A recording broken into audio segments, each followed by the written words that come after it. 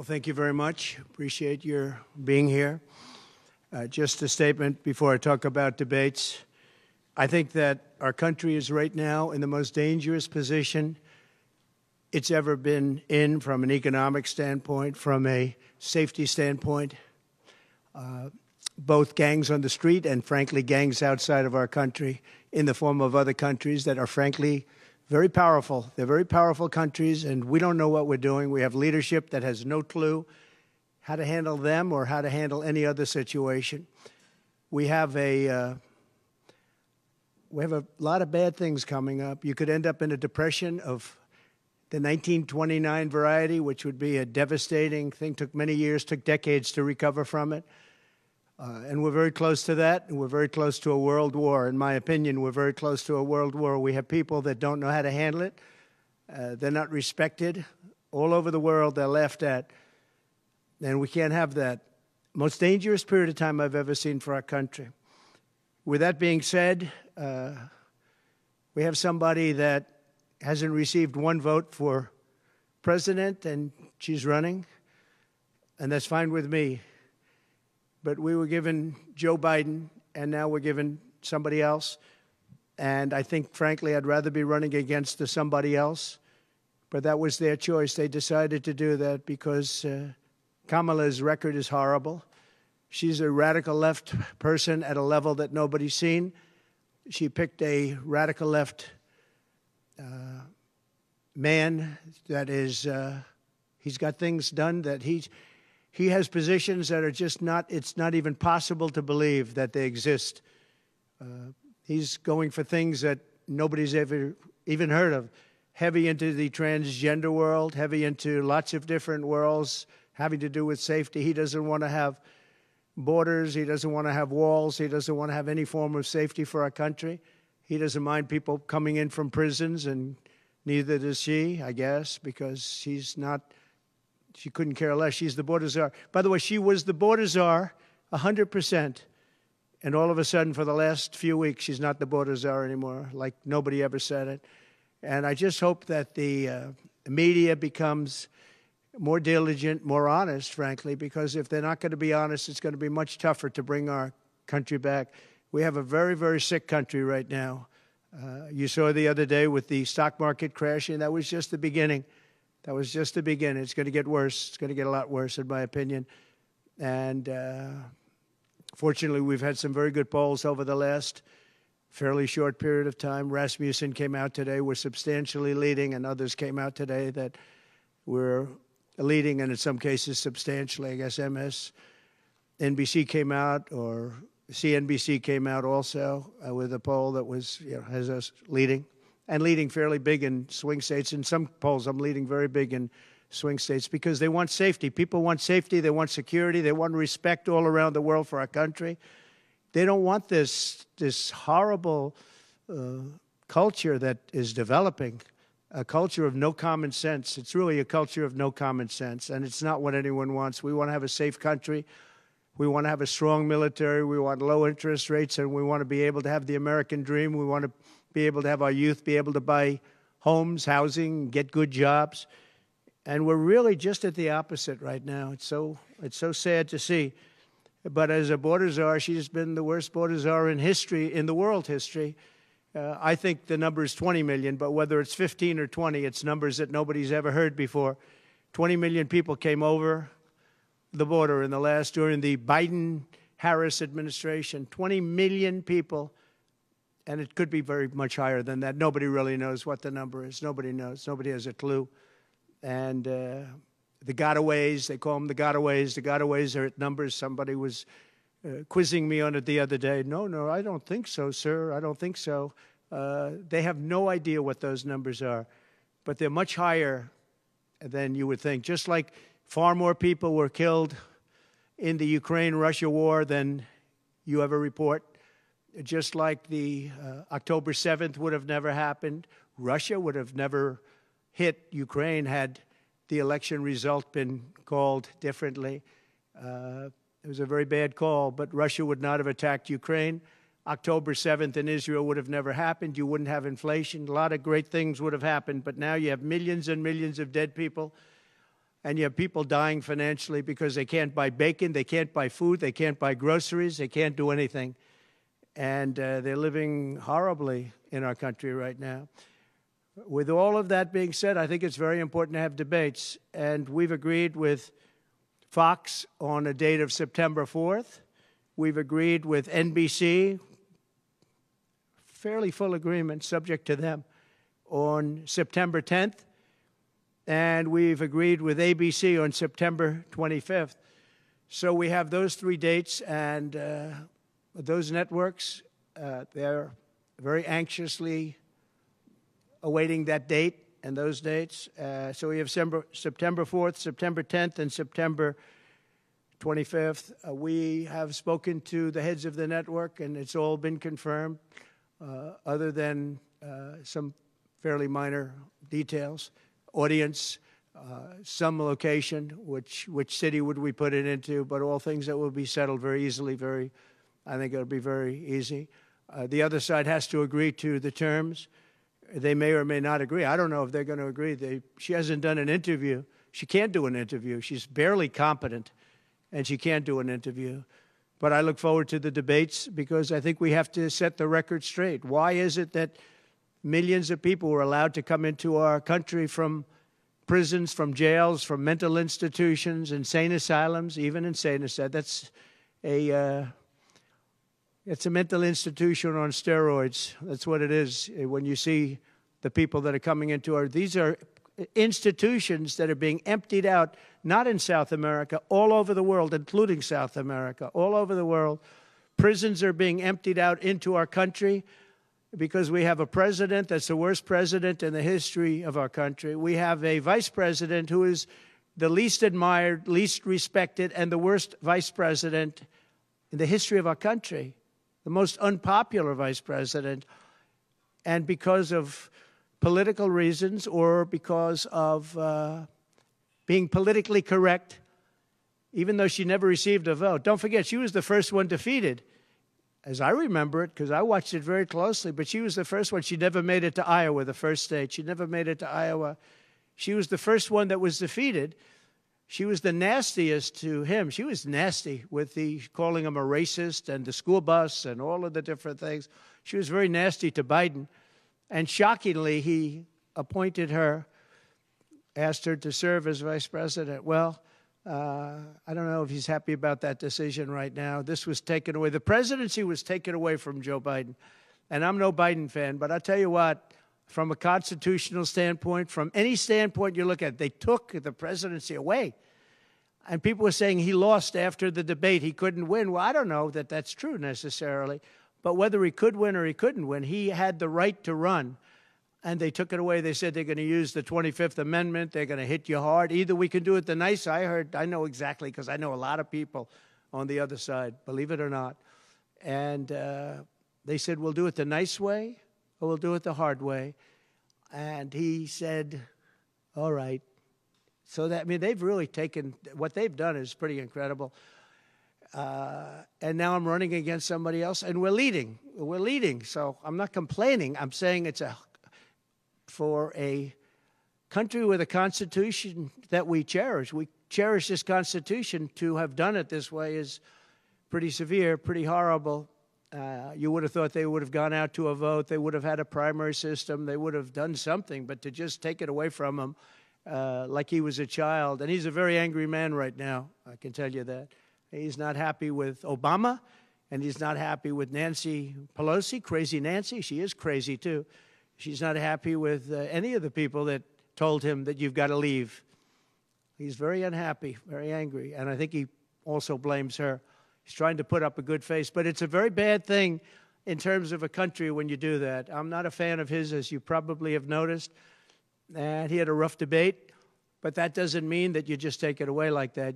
Or you go out to a vote, you do something. He had 14 million votes. She had no votes. She got no votes. And I think she's crashing. I think when people find out, and I think people are starting to find out what a bad job she did, what a bad job she did on the border. She's trying to say she had nothing to do with the border. She had everything. She was appointed to head the border. And then they said, Border Czar, oh, she loved that name. She loved that name. But she never went there.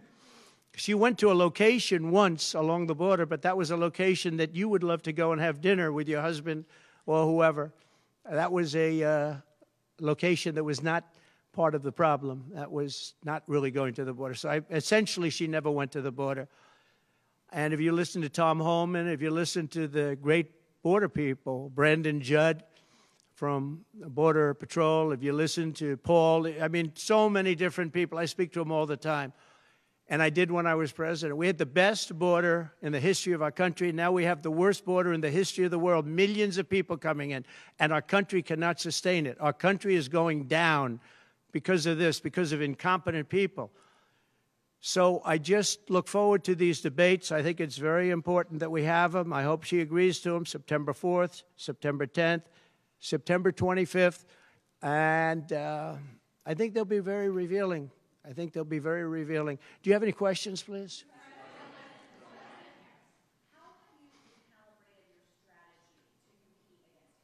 I haven't recalibrated strategy at all. It's the same policies, open borders, weak on crime. I think she's worse than Biden because he got forced into the position. She was there long before. She destroyed San Francisco. She destroyed California as the AG.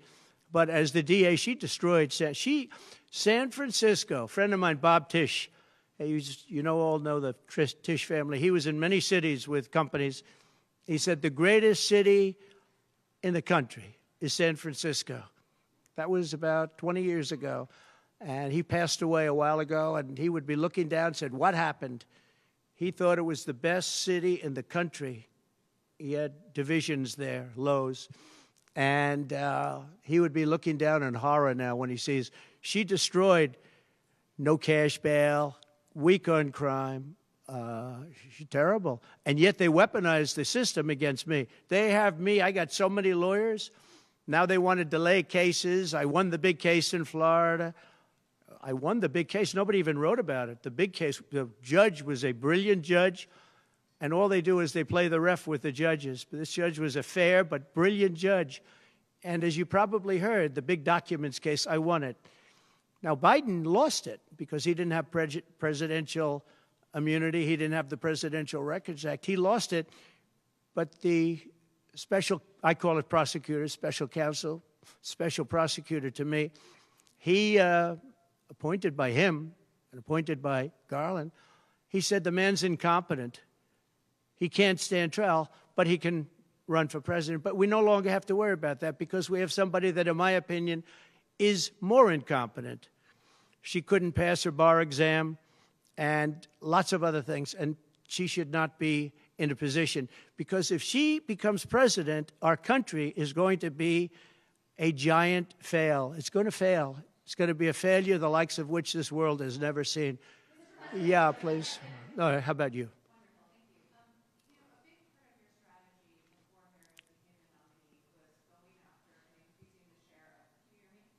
You have to speak louder. Okay, great. A big part of the strategy for your campaign before Harris became the nominee was appealing to black voters. That's Yeah. something you were really going after. In polls, we really see Harris gaining ground with that group. And I'm wondering how you are going to go after black voters now that she's the nominee and really winning them over. Well, it changes around a little bit. I'm getting other voters. Perhaps, I was doing very well with black voters, and I still am. I seem to be doing very well with black males. This is according to polls, as you know. It's possible that I won't do as well with black women, but I do seem to be doing very well with other segments, extremely well with Hispanic. Jewish voters way up. White males way up. White males have gone through the roof. White males way up. Now, I don't know. All we're doing is giving you the stats that you have. It could be that I'll be affected somewhat with black females where we're doing pretty well. And I think ultimately they'll like me better because I'm going to give them security, safety, and jobs. I'm going to give them a good economy. We have a very bad economy right now. We could literally be on the throes of a depression, not recession, a depression. And they can't have that. They can't have that. So I think I'm going to do well with everybody, especially when the facts are right. Yeah, please, in the back.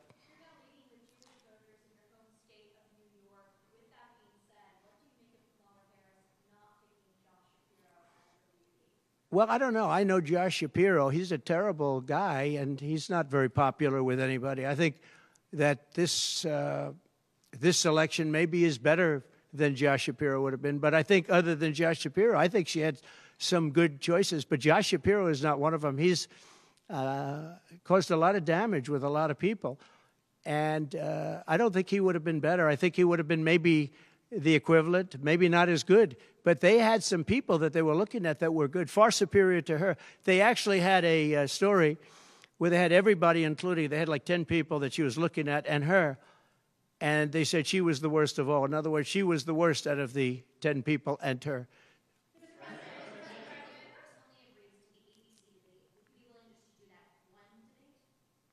I don't know how that's going to work out. We'd like to do 3 debates. We think we should do 3 debates. We think Fox and ABC. And we also have CBS is going to do the vice presidential debate. So CBS will do vice presidential. And I have to tell you, J.D. Vance has really stepped up. He's doing a fantastic job.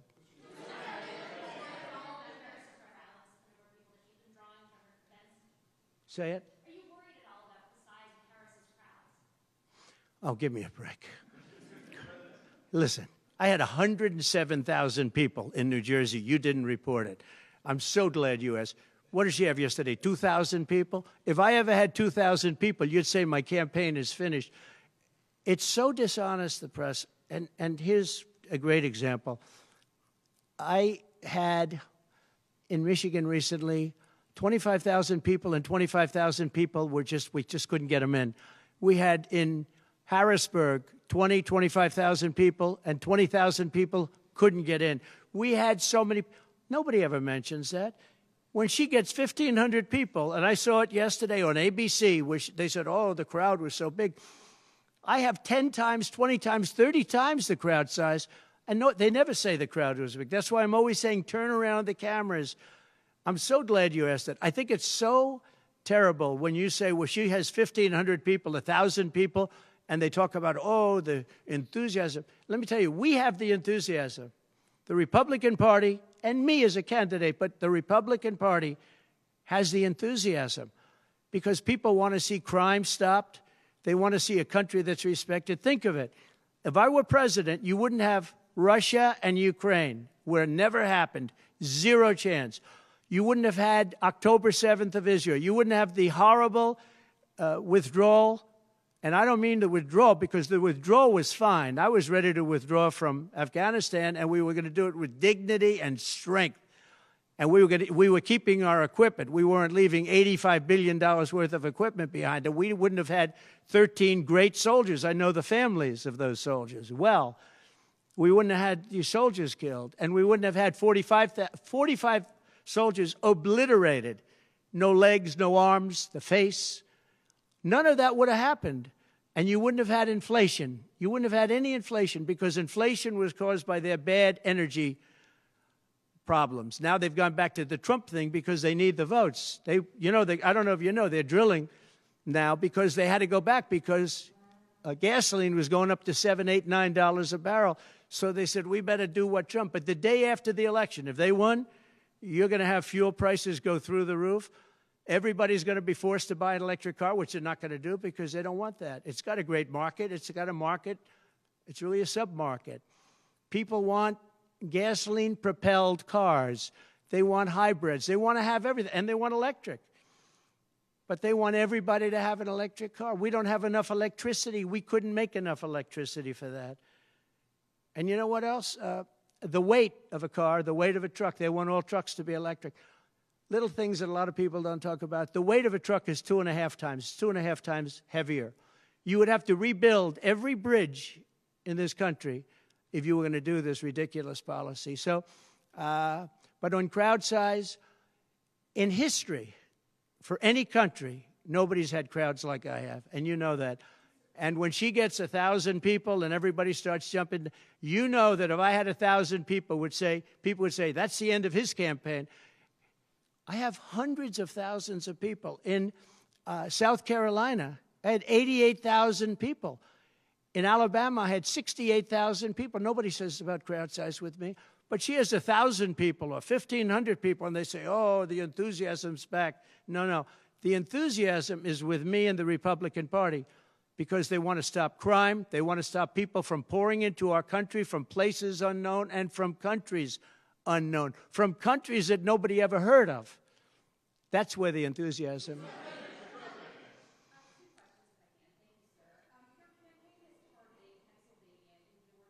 Yeah.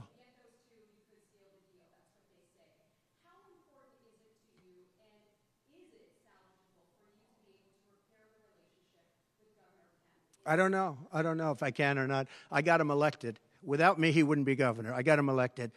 He was doing terribly. I got him elected. With that being said, I hope we can repair it, but if we don't, the people are still the people, and they're going to vote. We're leading in Georgia by a lot. We're leading in Pennsylvania by a lot. So, but I don't know. Now, in Pennsylvania, I have great relationships. In Georgia, I do too, but unfortunately not with the governor. I've never understood it. When you get somebody elected, they're supposed to like you. He's not exactly... for some reason, and you'll have to ask him about that. Yeah, I'd love to see it get repaired. I think that if we don't win Georgia, Georgia is a big win, is a big state. So I won Alabama by a record. Nobody's ever gotten that many votes. I won South Carolina by a record. You don't win Alabama and South Carolina by records and lose Georgia. It doesn't happen. And the people of Georgia understand that. There was tremendous anxiety and problems in Georgia. A lot of people say, what happened? And we have to, all we want is honest elections. If we have honest elections in Georgia, and we have honest elections in Pennsylvania, we're going to win them by a lot.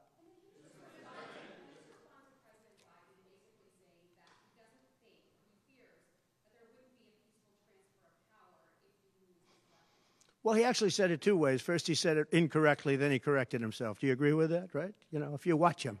He said it two ways. No. I mean, he said it two ways because he doesn't really know what he's saying. Why didn't he bring it up at the debate? You know, he had a chance for 90 minutes to bring it up at the debate. He could have talked about that at the debate, and he didn't do it. Everyone said, oh, he said this and he said that. He's just, you know, they give him something to read off. He read it very badly because he actually said it the opposite. Then he had to go back and correct himself. He said the opposite. He should have brought this up at the debate.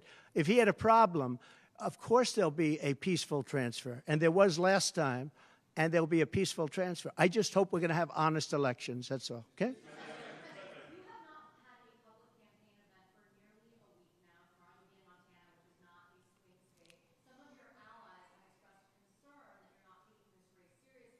What a stupid question this is. Because I'm leading by a lot and because I'm letting their convention go through, and I am campaigning a lot. I'm doing tremendous amounts of taping here. We have commercials that are at a level I don't think that anybody's ever done before. Plus, in certain cases, I see many of you in the room where I'm speaking to you on phones, I'm speaking to radio, I'm speaking to television. Television's coming over here. Excuse me, what are we doing right now?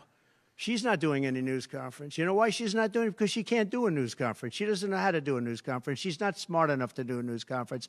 And I'm sorry, we need smart people to lead this country because our country's never been in this danger before, both economically and from an outside perspective. Russia doesn't respect us anymore. China doesn't respect us anymore.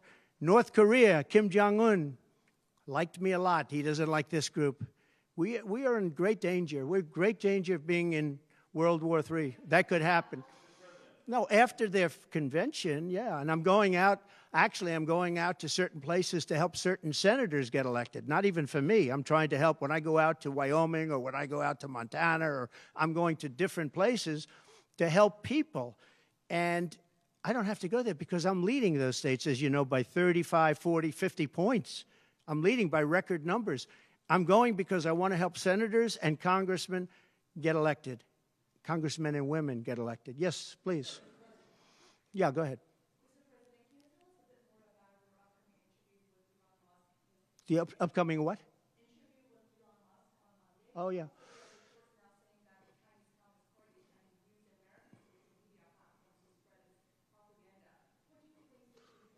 Yeah, the Elon Musk. So, yeah, sure. So Elon called me. As you know, he endorsed me full-throated. Great endorsement. I respect Elon a lot. He respects me.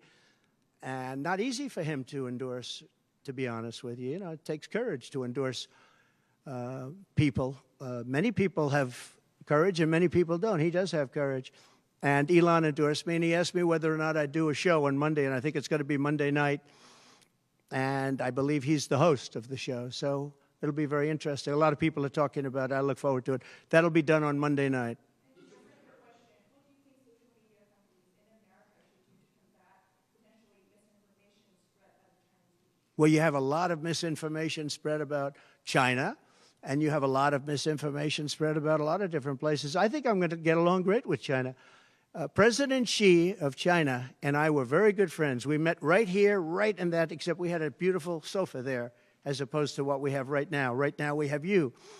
But President Xi and I had a very good relationship until COVID, and I held him responsible for COVID. It broke up our relationship, but I think we're going to have a great relationship, and I think it's going to be mutually beneficial.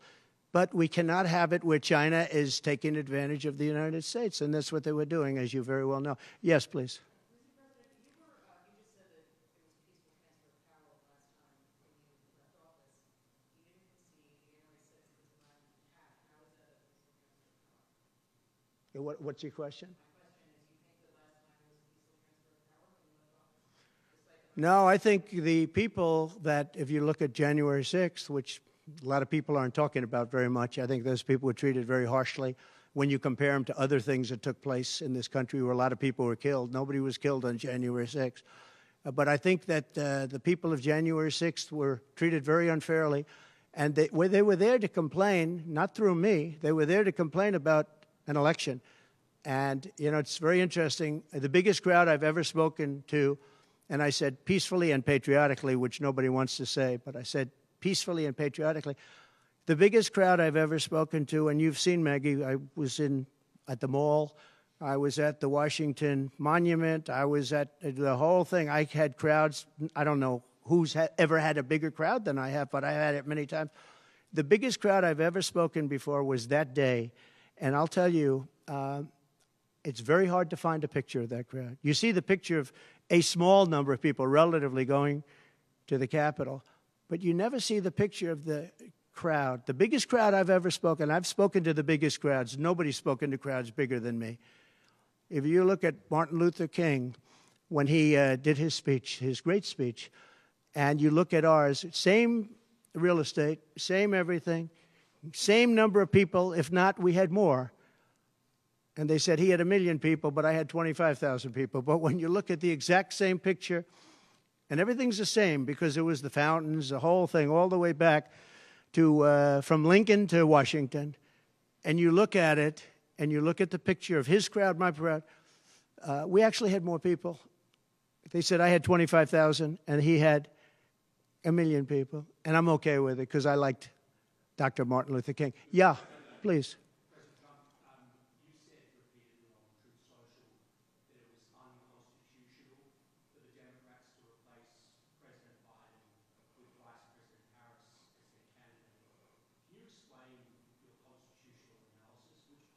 Yeah, sure. We have a Constitution. It's a very important document, and we live by it. She has no votes, and I'm very happy to run against her. I'm not complaining from that standpoint. And I hate to be defending him, but he did not want to leave. He wanted to see if he could win. They said, you're not going to win after the debate. They said, you're not going to win, you can't win, you're out. And at first they said it nicely, and he wasn't leaving, and then you know it better than anybody. Wait a minute. So when you think about it, they said at first they were going to go out to another vote. They were going to go through a primary system, a quick primary system, which it would have to be. And then it all disappeared, and they just picked a person that was the first out. She was the first loser, okay? So we call her the first loser. She was the first loser when during the primary system. During the Democrat primary system, she was the first one to quit, and she quit. She had no votes, no support, and she was a bad debater, by the way, very bad debater. And that's not the thing I'm looking forward to, but she was a bad debater. She did obviously a bad job. She never made it to Iowa. Then for some reason, and I know he regrets it, you do too, he picked her, and she turned on him too. She was working with the people that wanted him out. But the fact that you can get no votes, lose in the primary system, in other words, you had 14 or 15 people, she was the first one out, and that you can then be picked to run for president, it seems to me actually unconstitutional. Perhaps it's not. Please.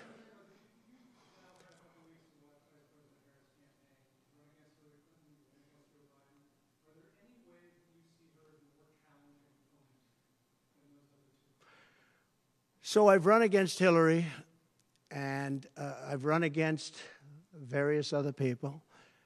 I would say that in terms of intelligence, Hillary was far superior. I would say that. Hillary was smart. She was her own worst enemy in many ways, but she was smart, very smart. Okay? If you ask me to compare them. Please.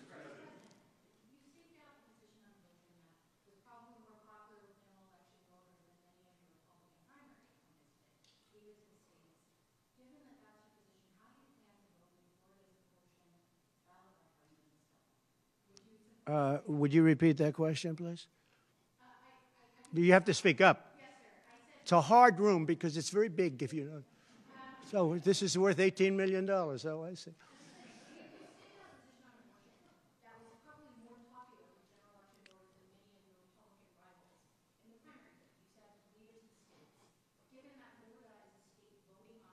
Yeah.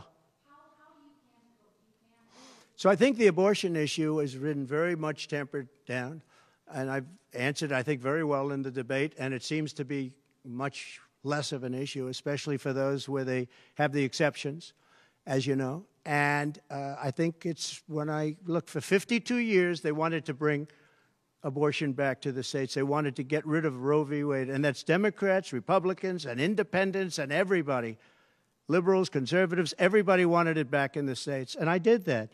Now the states are voting. And frankly, some of the votes are much more, if you could say, liberal than you would think. Ohio turned out to be, they had a big vote, and it turned out to be a much more liberal standing than people would have thought. Kansas, the same thing. And then you have Texas, and you have other places where it may be different. But the issue has been brought back to the states now. And like Ronald Reagan, I believe in the exceptions for rape, incest, and life of the mother. I believe strongly. I think that that's a very important thing. I think when you have to follow your heart. But when you don't believe in the exceptions, I think it's much tougher. It's a much tougher issue. But about 82% of Republicans do believe in exceptions. I think and a lot of them are changing their mind and coming even further. I think that abortion has become much less of an issue. It's a very small, I think it's actually going to be a very small issue. What I've done is I've done what every Democrat and every Republican wanted to have done, and we brought that issue back to the states. And now the states are voting on it. And frankly, some of the votes are a lot different than people would have thought. But it's the vote of the people is taking care of it. And, you know, when you think about the Democrats are really the radical ones on this, because they're allowed to do abortion on the 8th and 9th month, and even after birth. If you look at your new governor from Minnesota, he's like the governor previous, the former governor. I don't want to get him mixed up because Glenn is doing a good job, and he's leading our whole campaign in Virginia, Glenn Youngkin. But previous to Glenn, the governor, he said the baby will be born. We will put the baby aside, and we will decide with the mother what we're going to do. In other words, whether or not we're going to kill the baby. The Minnesota gentleman, this guy agrees with that. He is the most liberal. Look, between her and him, there's never been anything like this. There's never been a combination. So I'll use the word progressive. You know, they want to go progressive. They don't like the word liberal. I like liberal better. I think it's more appropriate, because nobody knows what progressive means. But they now like to use the word progressive. But there's certainly never been anybody so liberal like these two, or even close. I think the abortion issue has been taken down many notches. I don't think it's a big factor anymore, really. And when people hear what I said in the debate, and I think I said it very well during the debate, we brought it back to the states. Everybody wanted it in the states. And very importantly, and you think about this, assuming you have exceptions. If you don't have exceptions, it's a more difficult thing. At the same time, There are people that strongly feel that way, and you have to follow your heart, and you should follow your heart. But that issue is very much subdued. Yeah, thank you. About who? Yes. Did the fact that somebody used an AR-15 gun at all change your impression of people's access to that weapon? No, I didn't. Look, if you take away guns, she wants to take away everyone's gun. If you take away guns, you can't do it because people need the guns for protection. Now, entertainment, they want it, hunting, they want, different things. But they need weapons for protection in this country. People live out in the woods and they're not going to have a gun. If you look at some countries, I don't want to get them in trouble, but some countries have actually gone the opposite way. They had very strong gun laws, and now they have gone the opposite way, where they allowed people to have guns, where in one case they encouraged people to go out and get guns, and crime is down 29%. And remember this, what is the toughest gun law in the United States? Chicago. On July 4th, 117 people were shot and 17 died. The toughest gun laws in the United States are in the city of Chicago. You know that. They had 117 people shot. Afghanistan does not have that. Afghanistan, by the way, was the lowest point in the history of our country, in my opinion. That was the worst embarrassment to the history of this country, and I say Putin would not have gone into Ukraine if that didn't happen. When he saw the incompetence of Milley and all these guys that are incompetent, when he saw that happen, when they took out the soldiers first, they took out the soldiers first. If you go back and check your records, for 18 months, I had a talk with Abdul. Abdul was the leader of the Taliban, still is. But I had a strong talk with him. For 18 months, not one American soldier was shot at or killed, but not even shot at. 18 months, and then we had the disaster of the lift, where people were falling off airplanes from 3 times the height of the World Trade Center. I mean, terrible. But now our country has to be respected again. Please. Go ahead, please. There was some reporting, I believe, in the New York Times that Kamala Harris said she might be open to the idea of a weapons embargo against Israel. I wonder if you could comment on that. What that means. I'd be against that. That Kamala is in favor of not giving Israel weapons? Yeah. That's what I hear. Look, she's been very, very bad to Israel, and she's been very bad to Jewish people. And I say it, if anybody I know is Jewish and they would vote for Kamala over me, they should have their head examined. If you think about it, I gave them Golan Heights. I gave them the capital of Israel, Jerusalem. I even built the embassy.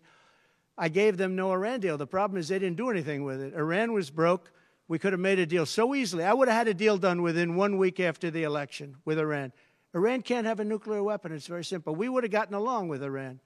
I was looking forward to it. I was fine with Iran. We hit them a couple of times pretty hard, but we would have been fine with Iran. But I terminated that deal. I got them the Abraham Accords. Everyone said that's impossible. I got them the Abraham Accords. She's been very, very bad to Israel, and she's been very bad and disrespectful to Jewish people. And any Jewish person that votes for Kamala and her friend, her new friend, who I don't know if she knew him before, but I don't think he's too good. But anybody that votes for them, if you're Jewish or if you love Israel, you have to have your head examined. Go ahead, please.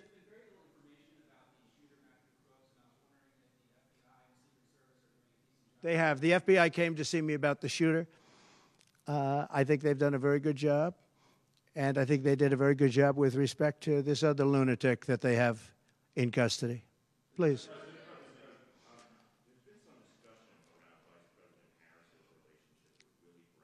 Yeah. Mayor of San Francisco, and how that might have intersected with her career trajectory. So I'm just wondering if you followed that discussion at all and had any thoughts. Well, I know Willie Brown very well. In fact, I went down in a helicopter with him. We thought maybe this is the end. We were in a helicopter going to a certain location together, and there was an emergency landing. This was not a pleasant landing, and Willie was, he was a little concerned. So I know him pretty well. I mean, I haven't seen him in years. But he told me terrible things about her. but this is what you're telling me anyway, I guess. But he had a big part in what happened with Kamala. But I don't know, maybe he's changed his tune, but he was not a fan of hers very much at that point. Do you believe Vice President Harris would certify your election victory if you win? Yeah, I do. Go ahead. On what? Well, I'm going to announce that. I'm going to actually have a press conference on that at some point in the near future, so I don't want to tell you now.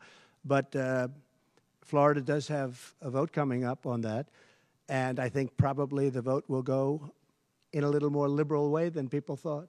But I'll be announcing that at the appropriate time. Please. Your tax cuts from your administration will be coming up, fairly soon and potentially expiring. I wanted to ask you specifically about the tax code favoring parents versus people who don't have children. There are a number of tax breaks. Yeah. Oh, we gave tremendous for child care and all of that. No, our tax cuts, which are the biggest in history, our tax cuts are coming due, as you know, very soon. And if the Democrats don't renew them or make it impossible to renew because it's pretty close in terms of vote, if they don't renew them, it's the equivalent of having a 4 times tax increase from what you have right now, and it'll destroy the economy. I think they're under tremendous pressure to do it. I've never seen, all my life I grow up and I watch politics, and I used to be on the other side of politics very soon. Then I run for office. But in all the years of studying politics, I've never seen people get elected by saying, we're going to give you a tax increase. These guys get up, think of it. We're going to give you no security. We're going to give you a weak military. We're going to give you no walls, no borders, no anything. All these things they're doing. I mean, the transgender became such a big thing. But they do all of these things, but they always say, we're going to give you a tax increase. I never heard anybody campaign on a tax increase. A politician has always said, I will cut taxes. I'll give you one example, Social Security. They're going to destroy Social Security. I am going to leave Social Security. I'm not raising the years. I'm not raising the age. I will be saving Social Security, and I'm going to work it out that there's no tax on Social Security for seniors. I'm also doing no tax on tips, no tax on tips. So waiters, waitresses, caddies, people that drive cars, people that get tips who have been harassed by this government, we're going to have no tax on tips. That's a big thing.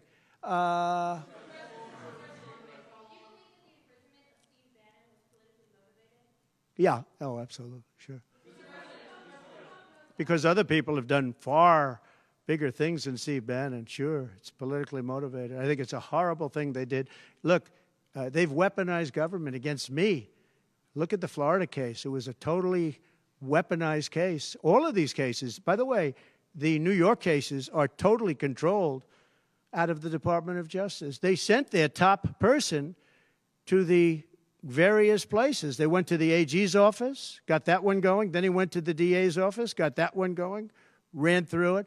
No, this is all politics, and it's a disgrace. Never happened in this country. It's very common that it happens, but not in our country. It happens in banana republics and third world countries, and that's what we're becoming.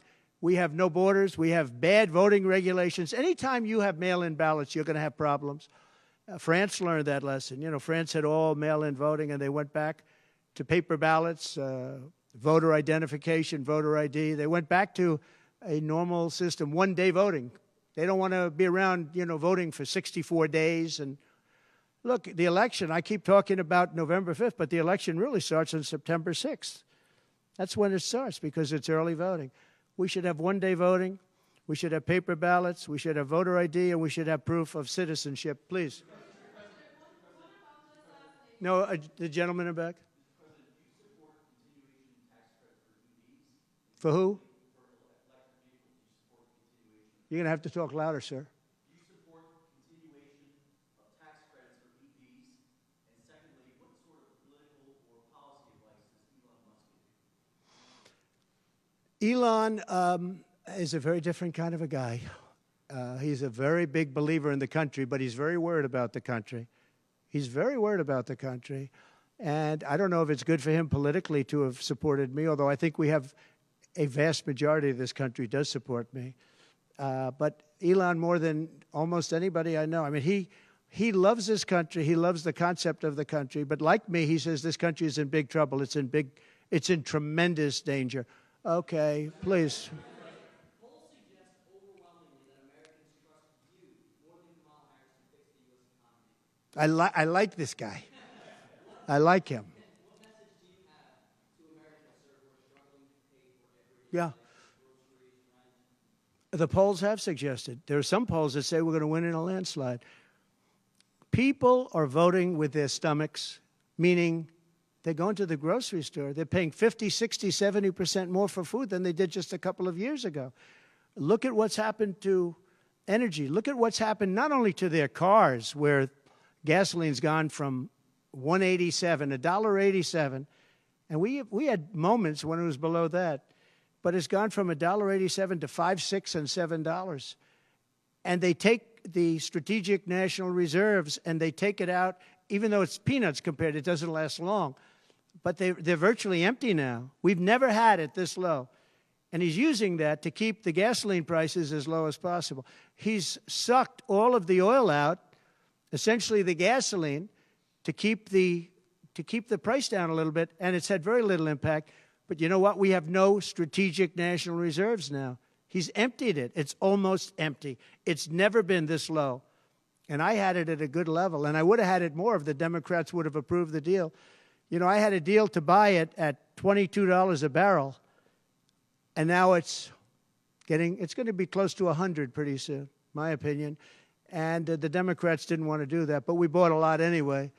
And we had it pretty good. And what they've done to the national reserves, the strategic national reserves, is, as you know very well, because you cover it, but what they've done is incredible. They've just, for the sake of getting some votes, for the sake of having gasoline, you know, that's meant for wars.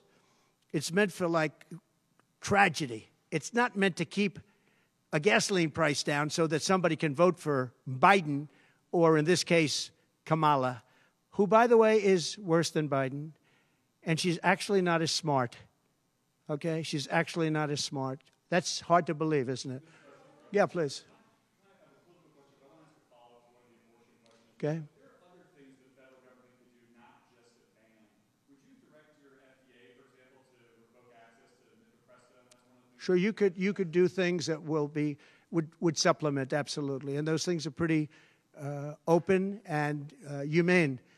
But you have to be able to have a vote, and all I want to do is give everybody a vote. And the votes are taking place right now as we speak. Yeah, but it's there are many things on a humane basis that you can do outside of that, but you also have to give a vote, and the people are going to have to decide. Okay, yes, please. You. On what? No, I think she's actually not as smart as he is. I don't think he's very smart either, by the way. I'm not a big fan of his brain. But I think that she's actually not as smart as he is. So what do you attribute her rising in the polls as becoming a more competitive race since she's taken over? Well, she's a woman. She represents certain groups of people. But I will say this. When people find out about her, I think she'll be much less. And I see it right now. I see her going way down in the polls now. Now that people are finding out that she destroyed San Francisco, she destroyed the state of California along with Governor Gavin Newsom. He's been a terrible governor, terrible. But they did it together. And she was early. I mean, she was the first of the prosecutors, really. You know, now you see Philadelphia, you see Los Angeles, you see New York, you see various people that are very bad. But she was the first of the bad prosecutors. She was early. Who? Would you repeat that, please? No, you. Would you repeat her, what she said? You have to speak up. This room is very louder.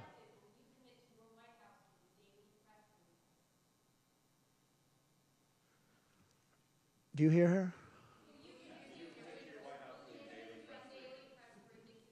A daily press briefing? Why would I do that? I would give you all the press briefings you want. Look what I'm doing here. But why would I do a daily press? You'd get tired of me very fast. No, but I will give you total access, and you'll have a lot of press briefings, and you'll have from me. Now, are you talking about from me or from a press secretary? Well, yeah, probably they'll do something. If it's not daily, it's going to be a lot. You'll have more than you want. Yeah, please. President Biden vowed not to pardon his son Hunter, who is now a convicted felon and facing more felony charges in his upcoming trial for alleged tax evasion. Would you consider granting clemency or a pardon? I don't think it's appropriate for me to talk about it. I think it's a tragic story. You want to know the truth. And I felt that with Hillary Clinton, too. You know, with Hillary Clinton, I could have done things to her that would have made your head spin. I thought it was a very bad thing. Take the wife of a president of the United States and put her in jail. And then I see the way they treat me. That's the way it goes. But I was very protective of her. Nobody would understand that, but I was. I think my people understand it. They used to say, lock her up, and I'd say, just relax, please. We won the election. I think it would be I think it would have been horrible for our country and we had her between the hammering of all of the files. And don't forget, she got a subpoena from the United States Congress. And then, after getting the subpoena, she destroyed everything that she was supposed to get. I thought it was so bad to take her and put her in jail, the wife of a president of the United States, and then when it's my turn, nobody thinks that way. I thought it was a very terrible thing. And she did a lot of very bad things. I'll tell you what, she was pretty evil. But in terms of the country and in terms of unifying the country, bringing it back, to have taken her and to have put her in jail, and I think you know the things as well as I do. There were some pretty bad acts that she did. I think it would have been very bad for our country. And a lot of my people, a lot of the MAGA, as they call them, but the base. And I think the base is 75% of the country, far beyond the Republican Party, because we're a party of common sense, and I'm a person of common sense. I want to have low taxes. I want to have strong borders. I want to have a strong military so that China and Russia, look, they've allowed China and Russia to do the impossible combined. They're natural enemies. They always have been, because China needs more land and Russia has it. They've always been natural enemies, and because of Obama, it started with him, and then Biden, because he didn't know what the hell he was doing, they've now become one force. And then now they're adding Iran to it, and they're adding North Korea to it. Pretty powerful force. This is something that is unthinkable that they allowed to happen.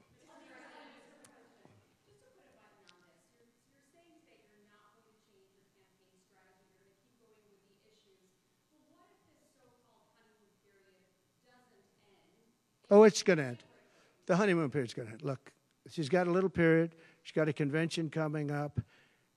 It's about policy. It's not about her. I think she's incompetent because I've watched her. She destroyed California. She destroyed San Francisco. Everything she's touched has turned to bad things. I'm not going to use foul language, but everything she's touched has turned bad. She's incompetent.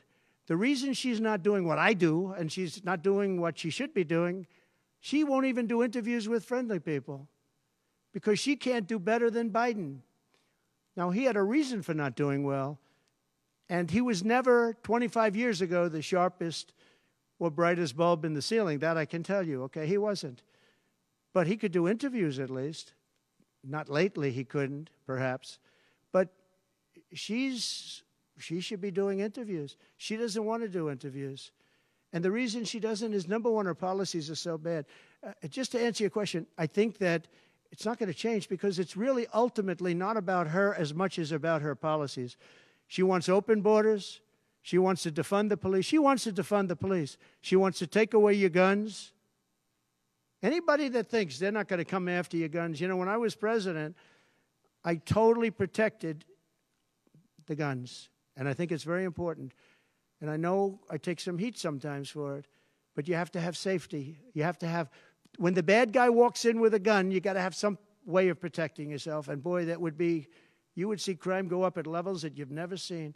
When people say on the side of the house, this house has guns, we will use the guns, they say, let's pass. We'll go someplace else. You have to have them. And for 4 years, and you know, as you know, the NRA endorsed me very powerfully every time I ran, every time. My sons are members, and I guess indirectly I'm a member too. But they gave me the strongest of endorsements, and that's against very strong competition. People that felt the same way. No, you have to have that right. Our Second Amendment is a very important right, and it has to be protected. Okay, how about you? Go ahead.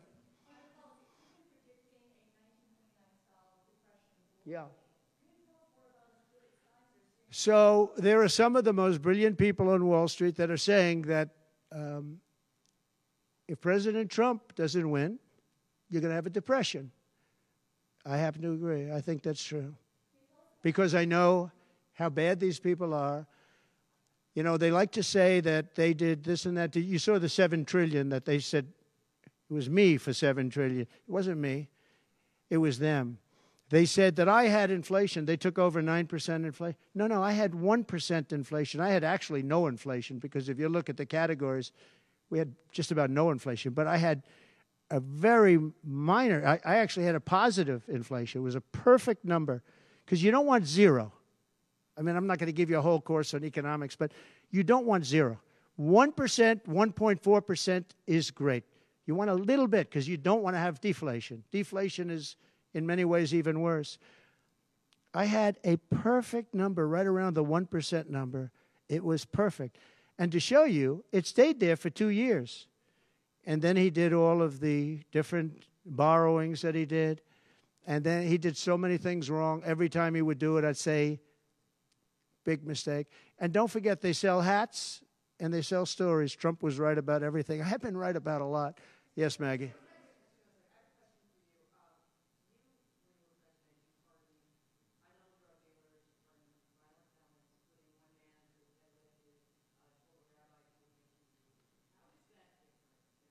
Well, we had a commission like other people do, and it's always complicated and it's always controversial. And we had commissions that, and I think of respected people, you know many of the people on the commission, and they would recommend to me certain pardons for certain people. Some people were treated very harshly. A fantastic woman, as you know, she served 24 years for being on a phone call having to do with drugs. You know who I'm talking about. She was great. And she had another 24 years to go. And it was largely about marijuana, which in many cases is now legalized, okay?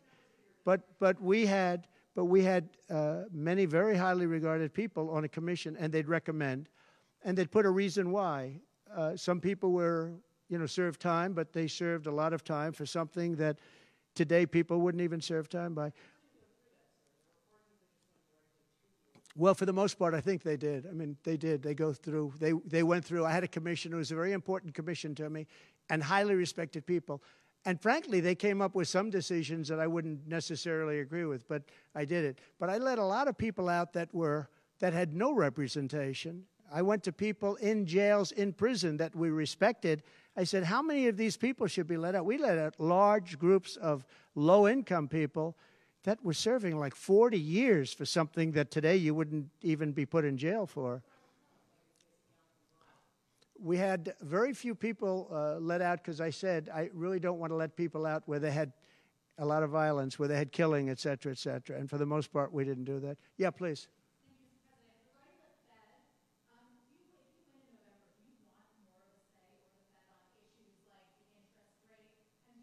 On defense? Or the Federal Reserve. Federal Reserve.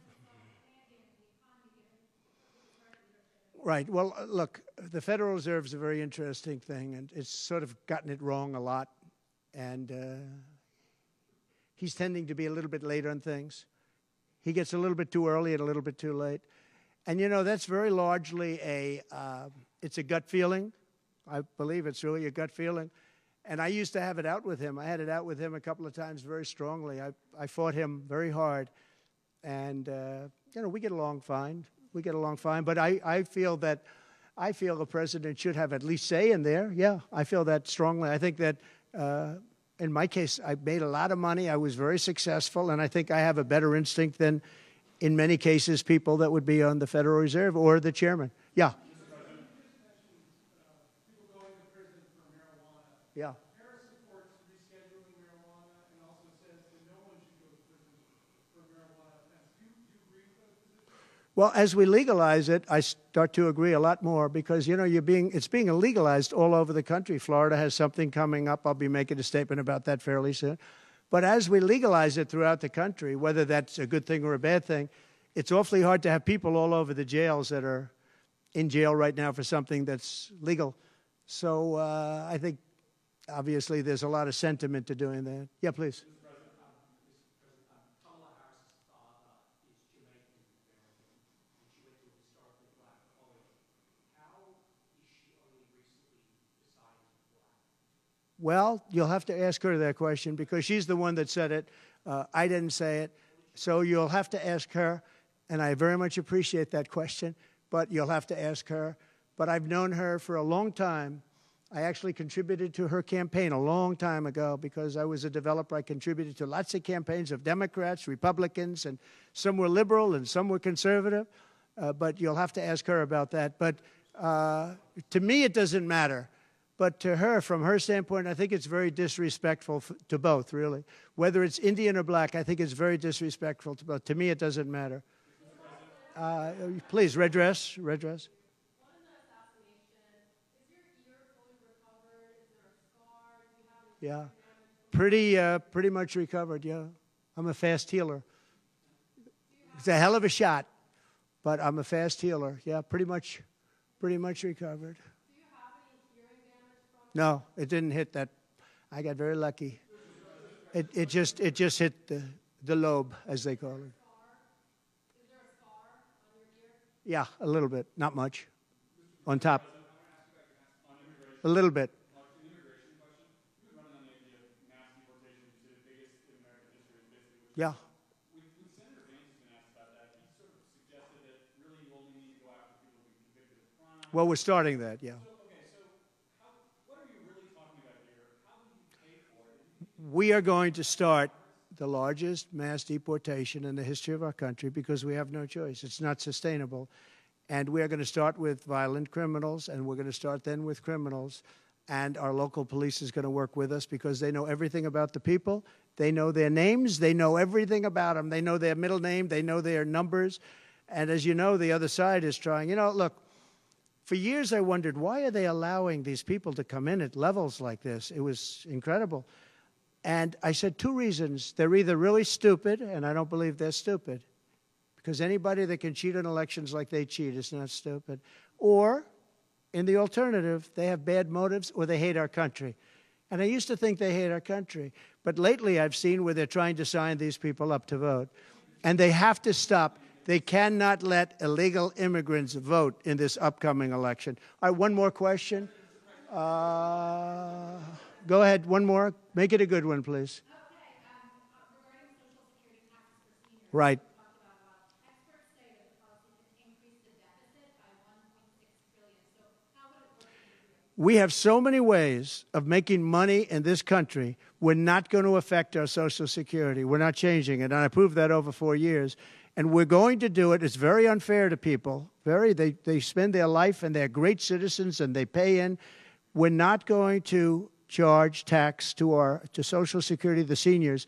We're not going to do it. We're not going to charge. And also tax. I say the two things.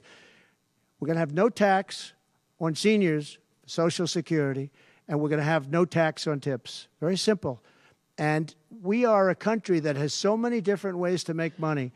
We have under our feet more liquid gold, I call it oil, and gas, than any country in the world, much more than Saudi Arabia, much more than Russia. We have so many different ways we can make money. We're not going to hurt our seniors with Social Security, and we're not going to charge them tax. Okay?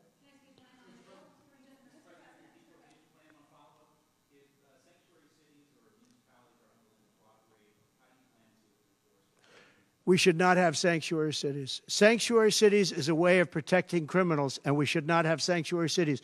And if you go to California, and I know it well, I have property out there, great property.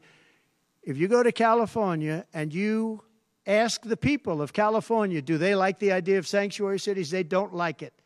They're tired of it. They're tired of crime. They're tired of what's happened to our country. Our country's become a crime-ridden mess, and we're going to stop it on November 5th. Thank you very much, everybody. Thank you. Thank you.